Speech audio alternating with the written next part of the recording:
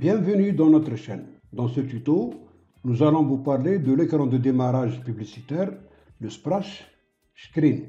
Le splash screen publicitaire est une image ou une animation qui apparaît au lancement d'une application.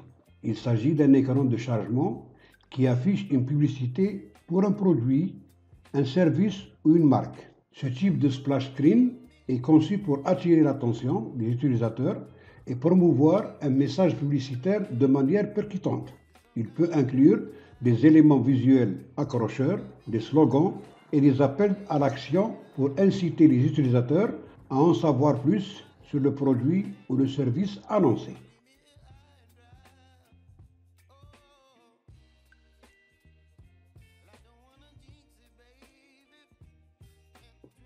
On passe maintenant à l'animation de l'image qui va annoncer le deuxième texte. Nous allons insérer une image.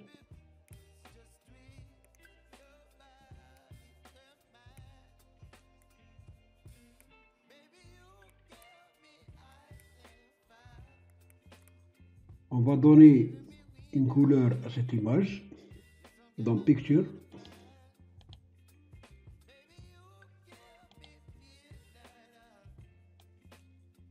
On va dans le dossier et chercher une image. L'image, on va la passer au lieu de clip à stretch et diminuer un peu dans sa hauteur. Cette image, on va la nommer IMG1. Ensuite, on va copier et coller sa codification à partir du lien que nous possédons.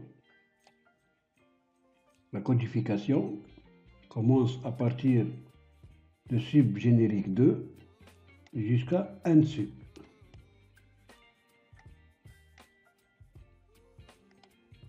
Copier et coller dans le module. Je vais vous expliquer la codification. Dans les arguments, nous avons FRM as object, mon image as string, longueur as integer et hauteur as integer. Dans l'initialisation du contrôle de l'image, dans FRM controls, mon image height égale 3. Si vous constatez que le trait de l'image est un peu gros, vous pouvez le remettre à 2 ou à 1. For i égale 1 to longueur, c'est le code pour agrandir l'image. La seconde est calculée à 0, ainsi que dans le code pour agrandir la hauteur de l'image.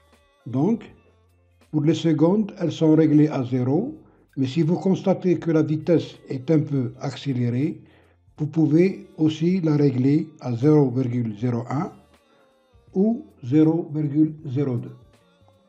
Pour la longueur et la hauteur de l'image, vous pouvez la modifier aussi dans le code qui se trouve dans l'userform Activate. On ajoute l'appel de la macro dans l'userform Activate. On clique sur userform, ensuite double-clic et au-dessous du premier appel, on met le deuxième appel. Donc, on va mettre call générique 2 tiré du 8 image. On ouvre la parenthèse, mi, virgule, on ouvre une guillemets, IMG1 et on ferme la guillemets, virgule, 200, virgule, et 40. Et on ferme la parenthèse. 200, c'est la longueur de l'image et 40, c'est la hauteur de l'image. Ensuite, on clique sur image et dans visible, au lieu de true, on va mettre false. On fait un essai maintenant.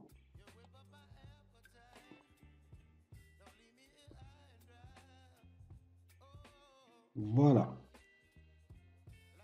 Il ne faut pas tenir compte des dispositions de l'image dans le projet. car le réglage réel est dans la codification. Notre deuxième partie arrive à sa fin. Je vous donne rendez-vous pour la troisième partie. Merci de m'avoir prêté attention.